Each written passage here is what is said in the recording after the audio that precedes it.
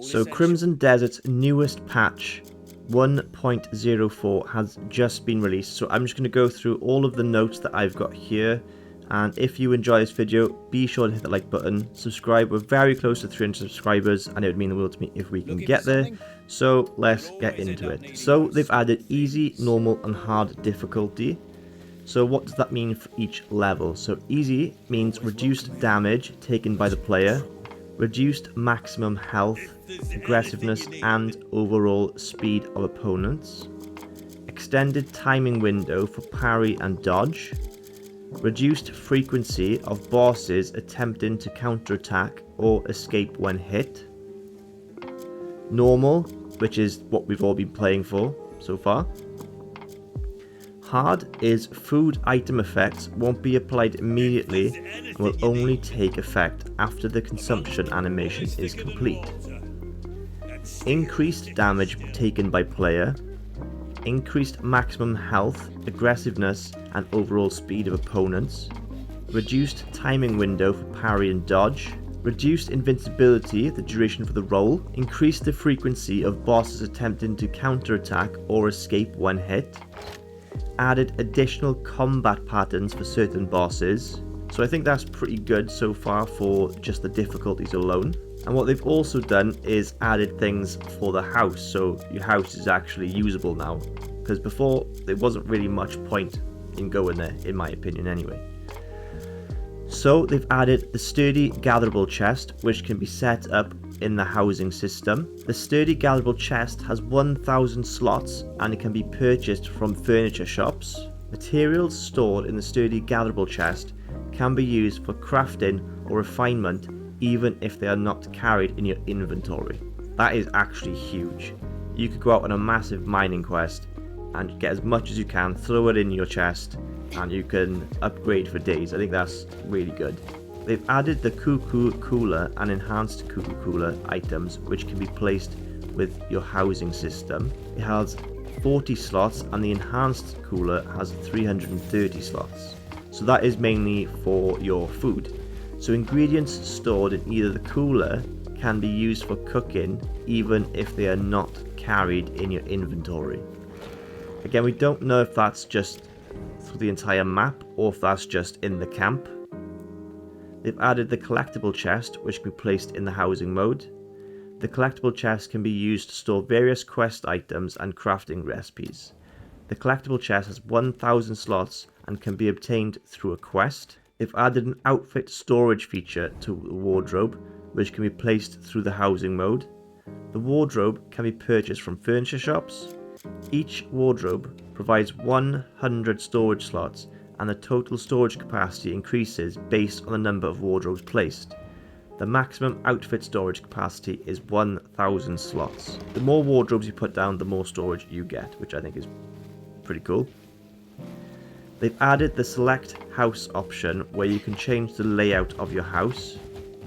Selectable house types unlocked based on the Greymane Camp expansion level are the compact house, standard house, spacious house and the spacious Palinese house. They've improved the housing mode related UI and controls. They've added a function that allows all furniture items placed to the housing mode to be retrieved all at once. They've improved the Greymane Camp. They've improved the observation feature so that Abyss artifacts can be earned when observing a skill that had already been acquired by using the Abyss artifacts. Improved the following items, which were previously unstackable to now stack in the inventory. Regular Abyss gears, insects, fish and animals, which I think is a huge thing because I'm currently doing loads of side quests to the Greymane Camp and I've just got fish in my chest, so that's really annoying. They've added birds as pets, which I think is awesome. You can encounter these new companions throughout Pywell. They've added the Sot Day of Bond item, which allows you to gain trust with birds. You can now place various types of food that birds might like on the Sot Day Bond to feed them and gain trust. So like it's basically a bird feeder. And how you get the Sot Day of Bond is through a quest. Again, we don't know what quest, but I've just logged on and I've got it, so I assume up to chapter 8. They've added 5 new types of cats. They've improved the Abyss Hawklang so that it can become your pet. I have no idea if I pronounced that right. They've added a function to change the names of horses and pets. That's awesome, so I wonder how many people are going to call it Roach. They've fixed an issue where cats remain on the player's shoulders indefinitely, contrary to the intended design.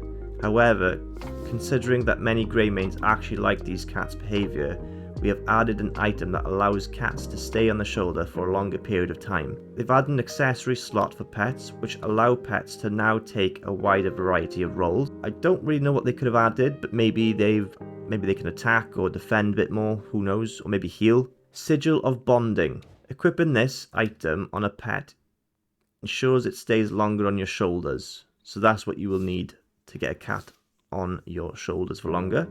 I'm only going to go over the cliff ones because I don't really think many people play as Domain or Unka. So they've added 2 new one-handed weapons, Tree Branch and Sturdy Tree Branch.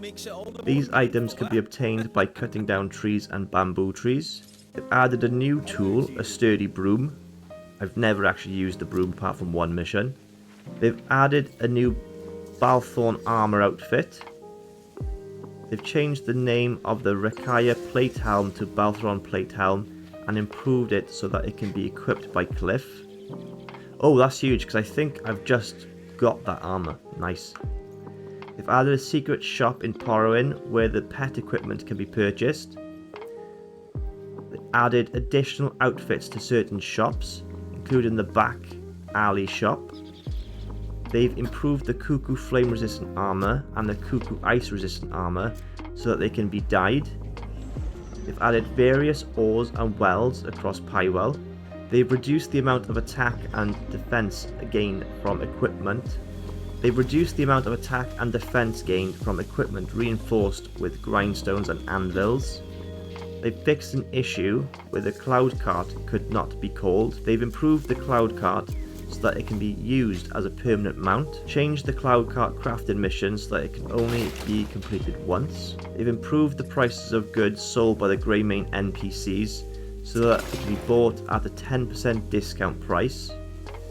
Added livestock vendors across Pywell. Livestock such as cows, pigs, goats, sheep, ducks and chickens can be purchased from these NPCs. They've added 13 new tattoos for characters. They've added a lock function that prevents selling or discarding of these selected items, which is pretty good if you've got loads of stuff that you're just trying to get rid of and you accidentally sell something that you want. That can be annoying. They've improved gathering and mining so that the quantity of items obtained is applied consistently. Improved resting in bed so that the player's character gets up immediately afterwards.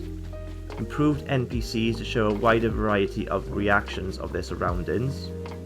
As part of an ongoing visual improvement, replaced select 2D visuals assets to better align with the game's art direction, so just better visuals around the map. So they've added better controls. So they've added a preset feature for both keyboard, mouse and controllers.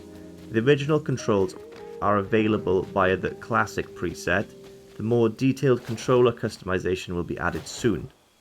Added a feature where the interaction key is pressed, the corresponding action is performed immediately. The feature can be, this is for controller, this feature can be used through the default setting. Okay, so that's just basically rather than holding, say, square or X, you just press it.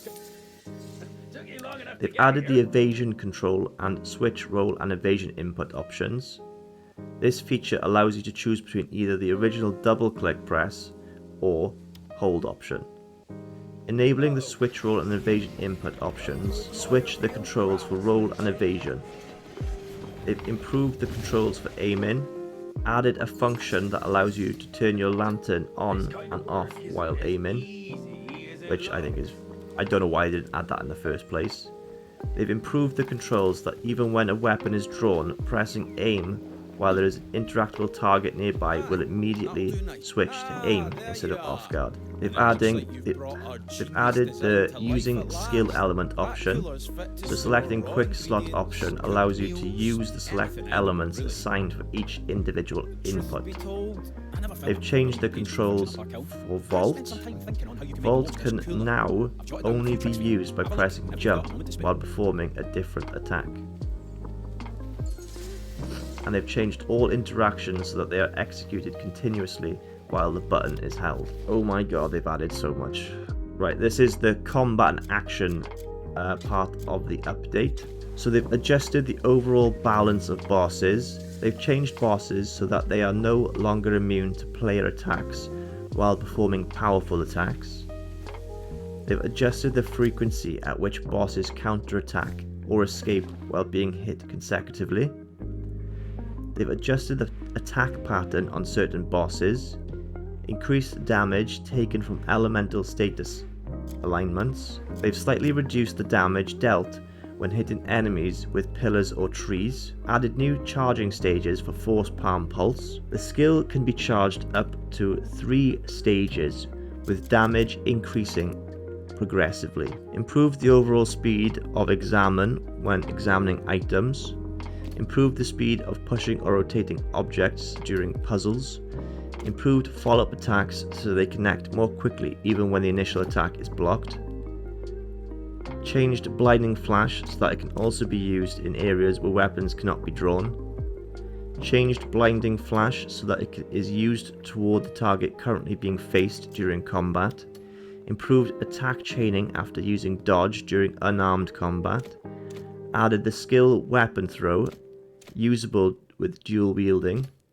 This ability can be used with the same controls as shield bash. Weapons can be retrieved by pressing the same controls or by approaching it. They've improved the attack speed of Force Palm.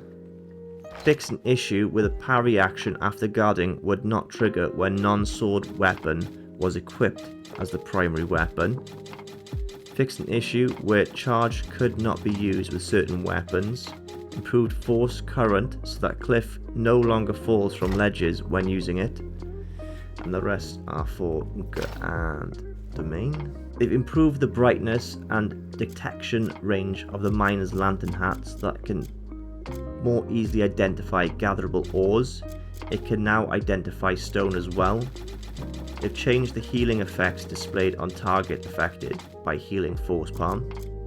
They fixed an issue where the lift interaction became unavailable when restrained target fell into water.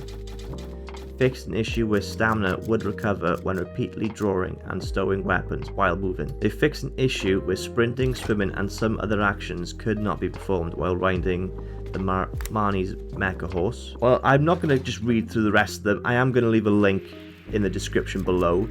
It's got some videos that you can see what they've changed and just loads and loads of other stuff if you want to know about the other characters. But this is a huge patch. I will do a video on the house, and I'll do some other videos about the birds and things like that. And if you enjoy this video, hit the like button, subscribe, and I'll see you guys in the next video.